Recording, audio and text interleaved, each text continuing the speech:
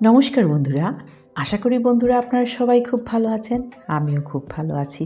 আজকে আপনাদের জন্য জলপাইয়ের টক মিষ্টির ঝাল আচারের রেসিপি নিয়ে এসেছি। পুরো ভিডিওটা দেখতে থাকুন। মমস কিচেনে সবাইকে অনেক অনেক স্বাগত জানাচ্ছি। ভিডিওটা স্কিপ না করে দেখতে থাকুন। সবার জন্য অবশ্যই ছোট্ট ছোট্ট টিপস অ্যান্ড ট্রিক্স আছে, সাথে থাকার অনুরোধ রইল। প্রতিটা স্টেপ ফলো করে বানালে পর আচারটা আপনারা অনায়াসেই 6 মাস অবধি রাখতে পারবেন প্রিজার্ভ করে। সবাইকে অনেক অনেক ধন্যবাদ আমাকে সাপোর্ট করার জন্য, আমার পাশে থাকার জন্য। পরাঠার সঙ্গে আচারের জুটি যেমন জনপ্রিয়, তেমনি খিচুড়ির সঙ্গেও আচার খেতে পছন্দ করেন অনেকেই। ভিডিওটা ভালো লাগলে লাইক কমেন্ট করে উৎসাহিত করার অনুরোধ রইল। আর যারা নতুন ভিউয়ার্স তাদের কাছে একান্ত অনুরোধ চ্যানেলটাকে সাবস্ক্রাইব করে বেল আইকনটাকে ক্লিক করে দেওয়ার জন্য। চলুন এইবার রেসিপিটা শুরু করি। দেখুন এখানে জলপাই, পাকা জলপাই 1 কেজি নিয়ে নিয়েছি। কম বেশি আপনারা নিতে পারবেন। এর বুটাটা এইভাবে হাত দিয়ে সরিয়ে দিলাম, ভালো করে ধুয়ে পরিষ্কার করে নিলাম। জলপাইগুলো কিন্তু একদম পুরো ঠুসঠুসে। একটা প্রেসার কুকারে 1 কাপ জল দিয়ে বয়েল করে নিয়েছি। জল ঝরিয়ে রেখে দিয়েছি ঠান্ডা হতে। ভালো করে বয়েল হয়ে গেছে, ধরে দেখাতে পাচ্ছি না, ঠান্ডা হওয়ার পর আপনাদেরকে দেখাচ্ছি। আচারের জন্য একটা মশলা রেডি করব। তার জন্য 5-6টা শুকনো লঙ্কা, ধনিয়া, গোটা ধনিয়া, গোটা জিরে, গোলমরিচ, মৌরি, জোয়ান 1 চামচ, কালো জিরা 1 চামচ, মেথি 1 চামচ দিয়ে ভালো করে রোস্ট করে নিচ্ছি। ভারতের অনেক জায়গাতেই খাবারের থালা আচার ছাড়া কিন্তু অসম্পূর্ণ।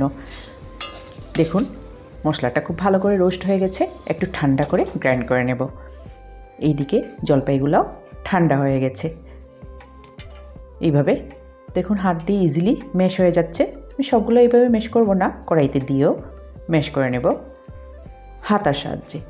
কড়াইতে সরষের তেল দিয়ে দিচ্ছি।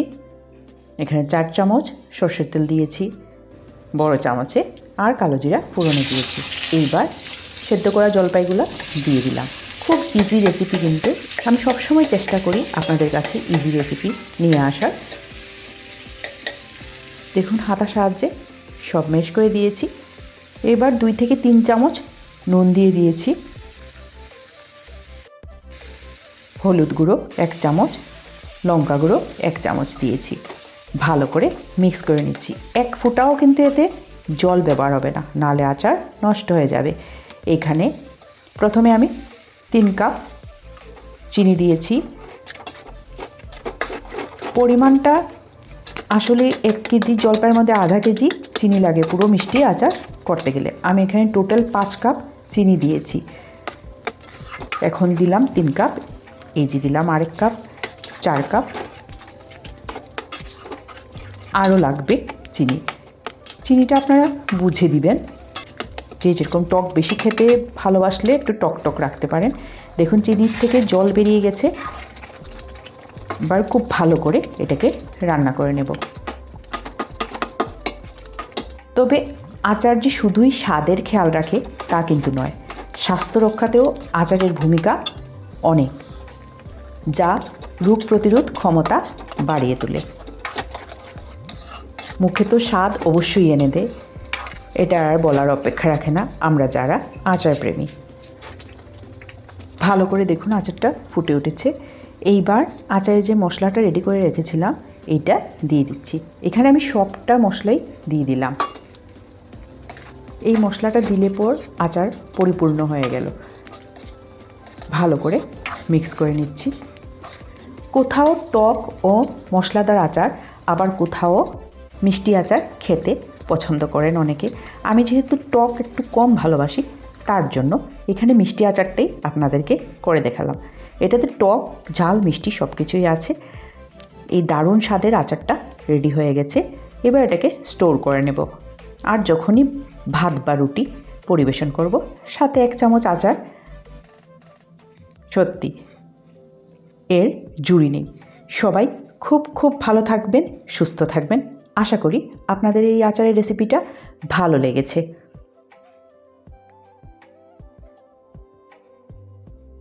আমি একটা সার্ভিং বোলের মধ্যে নিয়ে আপনাদেরকে দেখাচ্ছি।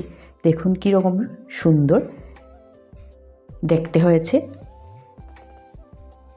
খেতেও কিন্তু দুর্দান্ত হয়েছে। এইবার এরকম কাচের 2টা কন্টেনার নিয়ে নিয়েছি। এগুলো ঘরে থাকা মধুর কন্টেনার। খুব ভালো করে ধুয়ে পরিষ্কার করে শুকিয়ে তারপর আচারগুলোকে স্টোর করছি।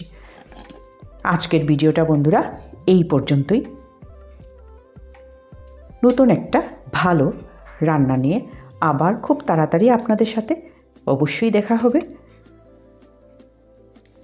সবাইকে অনেক অনেক ধন্যবাদ জানিয়ে ভিডিওটা এইখানে শেষ করছি। ভালো লাগলে বন্ধুদের সাথে শেয়ার করে দেবেন। ধন্যবাদ।